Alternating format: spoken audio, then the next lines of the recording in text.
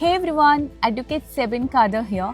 Welcome to episode 2/6 of election series. ഇപ്പോൾ ഇലക്ഷൻ്റെ ചൂടാണല്ലോ, അപ്പോൾ കുട്ടികളൊക്കെ ഇങ്ങനെ ചോദിക്കുകയാണ്, ഇപ്പം വോട്ട് ചെയ്യാൻ പോകുന്നത് MLAക്ക് വോട്ട് ചെയ്യാനാണോ, MP ആണോ നമ്മൾ തിരഞ്ഞെടുക്കുന്നത്, അല്ലെങ്കിൽ പ്രൈം മിനിസ്റ്ററിനെ ആണോ തിരഞ്ഞെടുക്കുന്നത് വരെ ചോദിക്കുന്നുണ്ട്. അപ്പോൾ കുട്ടികൾക്ക് മനസ്സിലാവുന്ന രീതിയിൽ വോട്ടിംഗ് ലെവൽസ് അപ്പോൾ എങ്ങനെയാണ് ഡിസ്ക്രൈബ് ചെയ്യുന്നത്? ഇപ്പോൾ എന്ന് പറഞ്ഞാൽ നടക്കാൻ പോകുന്നത് ഏറ്റവും അടിസ്ഥാനപരമായ ഇലക്ഷനാണ്. എന്ന് പറഞ്ഞാൽ ഇന്ത്യയെ പോലെയുള്ള ഒരു വലിയ രാജ്യത്ത് നമുക്ക് പാർലമെൻ്റ് ഉണ്ട്. പാർലമെൻറ്റിൽ ഭരണം നടത്തുന്നത് കേന്ദ്ര ഗവൺമെൻറ്റാണ്. അതേപോലെ സംസ്ഥാന ഗവൺമെൻറ്. ഈ സംസ്ഥാന ഗവൺമെൻറ് എന്ന് പറഞ്ഞാൽ സംസ്ഥാനം ഒട്ടുക്കും നോക്കി നടത്തുകയാണ്.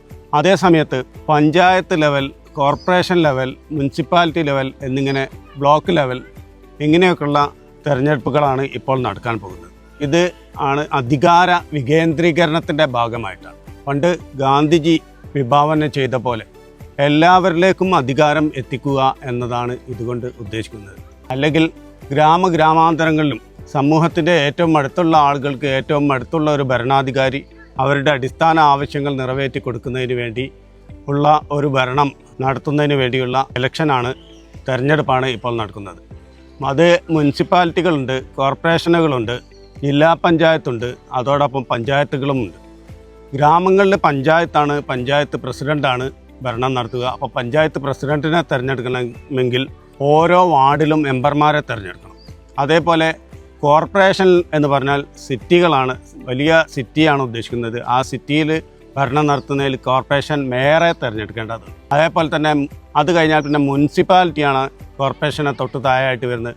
ആ മുനിസിപ്പാലിറ്റിയിലേക്ക് ഭരണം നടത്താൻ വേണ്ടി മുനിസിപ്പൽ ചെയർമാനെയും അതേപോലെയുള്ള ആളുകളെയൊക്കെ തിരഞ്ഞെടുക്കും. ജില്ലാ പഞ്ചായത്ത് എന്ന് പറഞ്ഞാൽ ഒരു ജില്ലക്ക് മൊത്തമായിട്ടുള്ള ഭരണം ഏൽപ്പിച്ചു കൊടുക്കുകയാണ്. ആ ജില്ലാ പഞ്ചായത്ത് പ്രസിഡൻ്റാണ് ഉണ്ടാവുക. ഈ ജില്ലാ പഞ്ചായത്ത് പ്രസിഡൻറ്റിനെയും മേയറെയും മുനിസിപ്പൽ ചെയർമാനെയും അതേപോലെ തന്നെ പഞ്ചായത്ത് പ്രസിഡൻറ്റിനെയും പഞ്ചായത്ത് മെമ്പർമാരെയൊക്കെ തിരഞ്ഞെടുക്കാൻ വേണ്ടിയുള്ള ഒരു ഇലക്ഷനാണ് ഇപ്പോൾ വരുന്നത്. സമൂഹത്തിലെ നമ്മുടെ ഏറ്റവും അടിസ്ഥാനപരമായ, ഏറ്റവും അടുത്തുള്ള, ജനങ്ങൾക്ക് ഏറ്റവും അടുത്തുള്ള ഒരു ഭരണത്തിൻ്റെ ആധാരശിലയിടുക എന്നതാണ് ഈ തെരഞ്ഞെടുപ്പ് കൊണ്ട് ഉദ്ദേശിക്കുന്നത്. Okay, well explained. ഇപ്പം കുട്ടികൾക്ക് ഏകദേശം ഒരു ധാരണ വന്നിട്ടുണ്ടാവും. ഇതുപോലുള്ള ഒരുപാട് ചോദ്യങ്ങളുണ്ട്. ഇപ്പം സോഷ്യൽ സയൻസിൽ ഹൈസ്കൂൾ റിട്ടയർ ചെയ്ത അധ്യാപകനാണ് VC അബ്ദുൽ ഖാദർ, എൻ്റെ ഫാദറാണ്.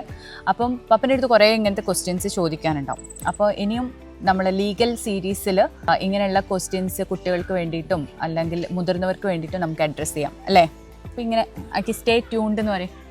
Stay tuned.